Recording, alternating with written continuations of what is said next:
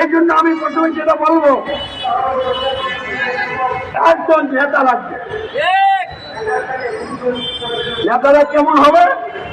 সকল প্রকার মানবজীবনের ব্যবস্থা বিরুদ্ধে তিনি বিদ্রোহ করবেন এবং মানবজীবনের ব্যবস্থা ভিত্তিতে রচিত যত সংবিধান আছে এই বাতিল সংবিধানগুলির বিরুদ্ধে বিদ্রোহ করবেন এবং এই সংবিধানের ধারক পাওয়ার নেতার একটি সরকার যারা আছে তাদের আনুগত্যের বিরুদ্ধে তিনি বিদ্রোহ করবেন। তিনি সার্বভৌমত্ব আইনবিধান নিরঙ্কুশ কর্তৃত্ব একমাত্র আল্লাহ গ্রহণ করে মাথা উঁচু করে নির্ভয়ে ঘোষণা করবেন, আমি সার্বভৌমত্ব আইনবিধান নিরঙ্কুশ কর্তৃত্ব একমাত্র আল্লাহর মানি, কোন মানুষের মানি না, মানবই না। এবং সাথে সাথে তিনি সাক্ষ্য দিবেন, মানুষের তিনি সংবিধানের আমি আনুগত্য স্বীকার করি না, আমি রাষ্ট্রের সমাজ করি করবো একমাত্র আল্লাহ। মানুষের তিনি আইনের ধারক পথ নেতানেত্রী সরকার, সব অবৈধ সরকার, সব আজাদ কুচুরের নেতা, এই ধরনের নেতাদের আমি আনুগত্য স্বীকার করি না, অংশগ্রহণ করি না, করবো না।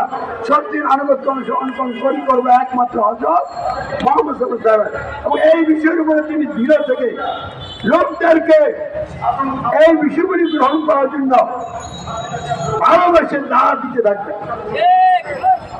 তার এই দাওয়াতি আন্দোলনকে কেন্দ্র করে সারা পৃথিবীর সকল মানবজীবনের ধারা বহন নেতা নীতি ঐক্যবদ্ধ হয়ে তাদের সমস্ত শক্তি নিয়ে মাঝে নামলো। তিনি ভয় করবেন না, তিনি আল্লাহর উপর পূর্ণ ভরসা রেখে সবগুলির বিরুদ্ধে মাথা উঁচু করে দাঁড়িয়ে আল্লাহর মধ্যে এগিয়ে চলবেন। এরকম একজন নেতা লাগবে। এইরকম নেতা কি বাংলাদেশ জামাত ইসলামীর আমির? এরকম নেতা কি চরমনার বিশ্বাস?